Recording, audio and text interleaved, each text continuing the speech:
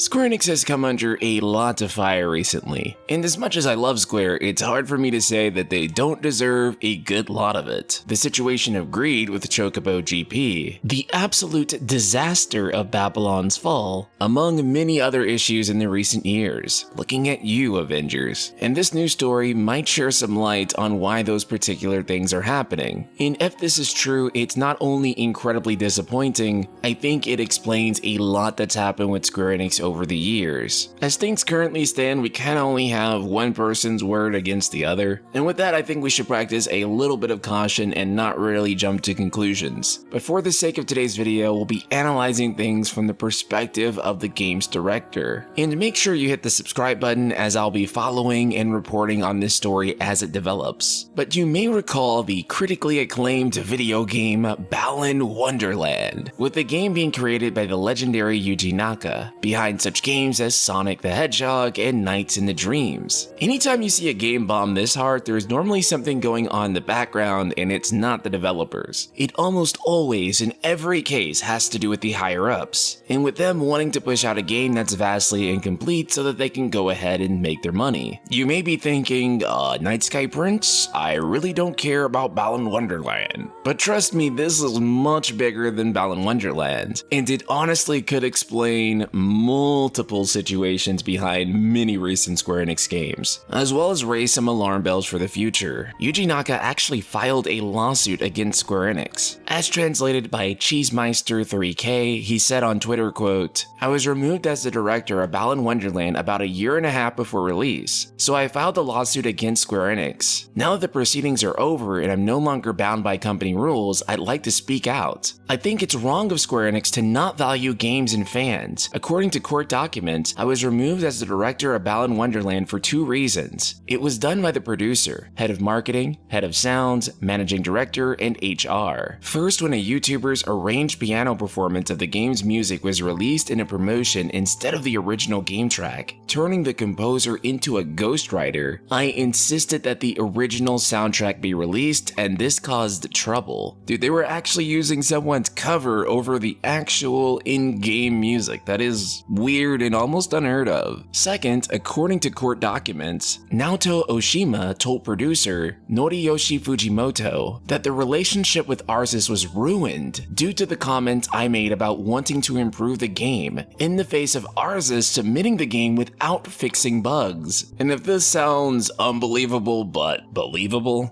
it gets even worse somehow. Also, in an email from Oshima to Fujimoto, he wrote, "I just told the staff about the demo delay. When I told them this was producer Fujimoto's decision, let's do our best for him, the staff applauded and cheered. This was unexpected and I was moved. The staff's been down lately, but their spirits have been revived. Thank you very much. All of us on the staff will work hard. So the schedule wasn't up to me, but the producer. Yet the schedule being tight was the producer's doing. Something was off. We were releasing an original game, but only putting an arranged track was definitely wrong. I believe that the game music that everyone can hum out are the original tracks. I believe that every effort must be put in to make games the best they can be until the very end, so that game fans will enjoy what they can buy. It wasn't right to, without discussion, remove and completely dissociate from the project a director for saying so. Retweeting, liking, etc. on SNS and such was banned, and I don't think that Square values game fans. There were many comments and wonderful illustrations about Balan Wonderland, and I'm really sorry that I couldn't react to them. Myself, I'm truly sorry to the customers who bought Balan Wonderland in an unfinished state. From this point onward, I'll be able to react to posts tagging me or directly toward me on SNS and such. I believe that when making games, asking for fixes in order to make something good should be a given, and if that's not possible, it should be talked over, but it looks like they can't. I don't think they value games. For Sonic the Hedgehog, 2 weeks before finalizing, the spec was changed so that if you have even one ring, you won't die. This now well-known rule was the result of improving the game until the very end, and people world over have enjoyed it as a result. Improving a game until the very end is what being a game creator is all about, and if that's not possible, something is wrong. I asked my lawyer to negotiate my just being able to comment until the end of production, but their refusal led me to file suit. I think that the resulting Balan Wonderland and the critical reception it received have a lot to do with what happened. I'm really disappointed that a product I worked on from the start turned out this way. If this is all true, and I mean if, it is really disappointing to hear this from Square Enix. Now, there are some people speculating whether the claim is true, particularly on the fact that the producer, publicist, sound director, the director in charge, and the human resource department all signed off on removing him from the project according to the court documents. But let's also be real here. There is a long history of Square Enix releasing games that are arguably incomplete, or simply not in a state good enough to be released, and yet they release it anyway. Final Fantasy XIV 1.0 is a prime example of that. No need to recap the history here, as everyone knows how catastrophic that release was. When Final Fantasy XV first launched, there was a ton missing from the game. Entire character arcs were just flat out not there. As a result, they had to patch mini scenes directly into the main story of the game. Story content that was absolutely necessary, like how a main character went blind, was completely absent from the story, with players only finding out about this a year later thanks to the DLC, of course, sold separately. Clearly, I think there is at least something to Yuji Naka's claim. I mean, otherwise, he wouldn't be able to take it to court. A lot of what he says about Square rushing to put a game out, even if it feels incomplete, or not caring much about the actual fans, is a criticism that many naysayers have used against the company. And these claims from Yuji Naka do lend credence to that idea. Hopefully we do hear something from Square about this, because honestly, if this is true to the extent that Yuji Naka claims, and with Tetsuya Nomura currently working on Kingdom Hearts 4, and with both it and Kingdom Hearts 3 with Verum Rex being loaded with suggestions that perhaps he wasn't happy with the way Final Fantasy 15 went, enough to make a commentary about Versus 13 within Kingdom Hearts. That and all the other surrounding travesties, it really doesn't add up too well for Square. And again,